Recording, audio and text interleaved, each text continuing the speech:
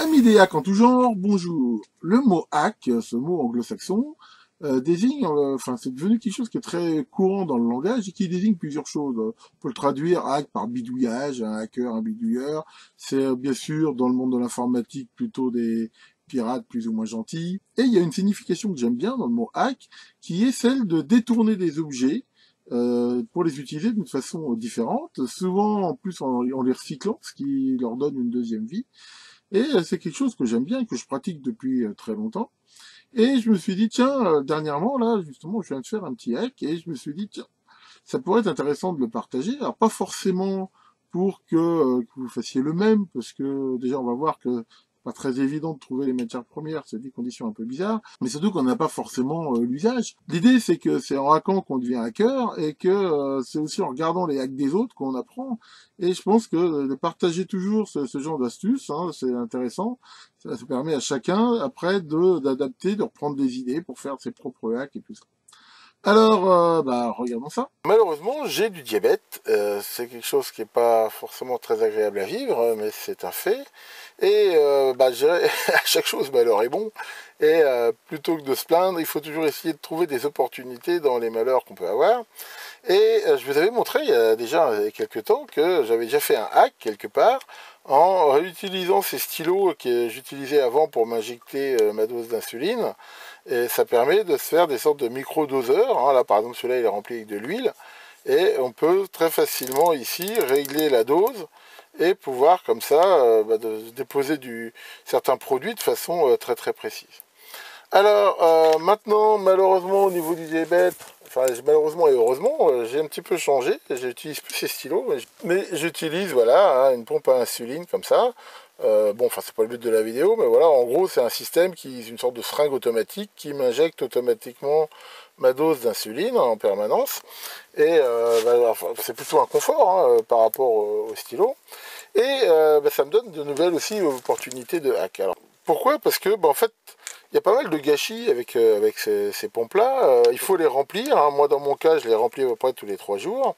Et donc, à chaque fois, c'est un réservoir comme ça qui est jetable, qu'on va remplir à partir d'insuline qui est livrée ici dans des petites bouteilles comme ça. Donc, le principe est tout bête. Hein. C'est livré avec ce système-là. Voilà, on le couple. Hein. Et à l'intérieur, ici, il y a une sorte d'épine qui perce le bouchon, on fait comme ça, toc, ça aspire l'insuline. Bon là, j'inspire rien parce que c'est une bouteille vide. Et une fois que c'est fait, on enlève le coupleur, on enlève ça et on met ça dans la pompe. Et une fois que c'est vide, on l'enlève et normalement ça part à la poubelle.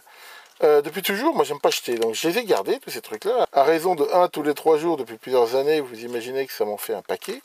Donc j'en ai sans doute plus que je pourrais en utiliser, mais j'ai toujours eu l'idée de dire que ça pourrait servir à faire des trucs. Et un des hacks ici que j'ai imaginé, c'était, entre autres, à un moment donné, comme je l'ai dit, je voulais me fabriquer moi-même un doseur. Je vous ai montré dernièrement dans une vidéo, justement, un doseur pneumatique que j'avais acheté, et qui a été livré ici avec ces grosses seringues qui vont avec, et éventuellement même ce système là qu'on peut mettre dessus pour pouvoir mettre du produit.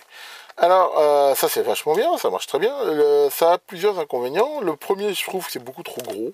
Alors c'est bien peut-être dans l'industrie où on n'a pas besoin de les remplir souvent.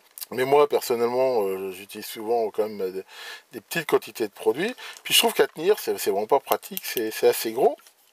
Et puis c'est livré qu'avec 3 trucs. Donc si j'ai plusieurs produits, à chaque fois où il faut que je rachète des seringues comme ça, c'est quand même pas donné. Ou alors, à chaque fois, il faut les nettoyer. Enfin, c'est vraiment pas évident. Et je me suis dit, comme j'ai à ma disposition un nombre incalculable, quasiment à volonté de ce genre de truc, comment faire pour adapter ça là-dessus? Après quelques cogitations, j'ai fabriqué ça. Alors comment ça marche? C'est vraiment quelque chose d'une simplicité enfantine. À la base, j'ai repris justement ce coupleur ici qui contient, là je ne sais pas si on voit bien, l'espèce de petite pile en métal. J'ai enlevé, j'ai repercé un trou à 2 mm à l'intérieur. Et j'ai adapté ici ce câble en le mettant à l'intérieur, en faisant un joint avec un pistolet à colle et que j'ai renforcé ici avec, comme on voit, de la gaine thermo. Ce qui permet bien sûr ici de mettre très facilement les réservoirs. Alors, afin d'améliorer l'étanchéité, parce que ça fuit un petit peu, j'ai rajouté ici Voilà, j'ai rajouté ici au fond un petit joint torique qui améliore bien le fait que maintenant il n'y a plus de fuite. Donc voilà, on peut mettre ici le réservoir, mais on voit que ça tient pas très fort, quoi. C'est pas vraiment un coincement très fort. Donc avec la pression, ça pourrait se barrer. Donc au début, j'ai envisagé plusieurs solutions, comme mettre du scotch, le tenir, et j'en suis arrivé à quelque chose de très simple, c'est que voilà, j'ai pris un petit bout de métal, de récup ici, que j'ai plié et usiné comme ça, ce qui me permet de venir, voilà, tout bêtement le mettre comme ça, toc, et voilà, et ça tient de façon très efficace le tube. Ensuite, bah, je me suis dit, bah, autant continuer puis avoir la possibilité de le doser directement. Et donc là, j'ai pris un petit bout d'époxy, j'ai donné un coup de fraise au milieu pour isoler.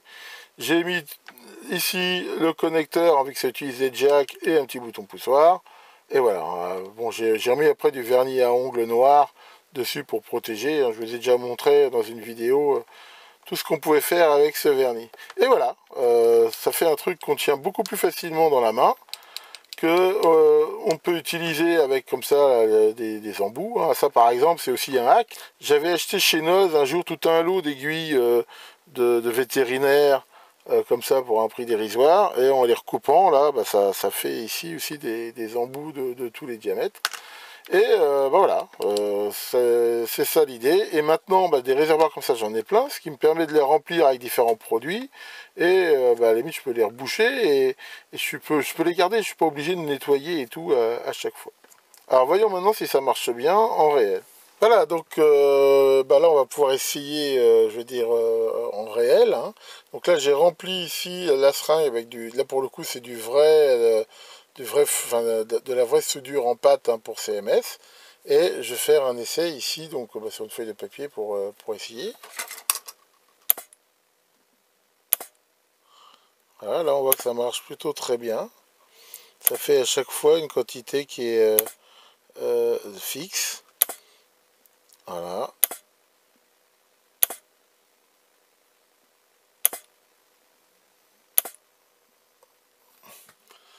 Ok, donc ben, voilà, comme on peut le voir, là ça fonctionne très bien.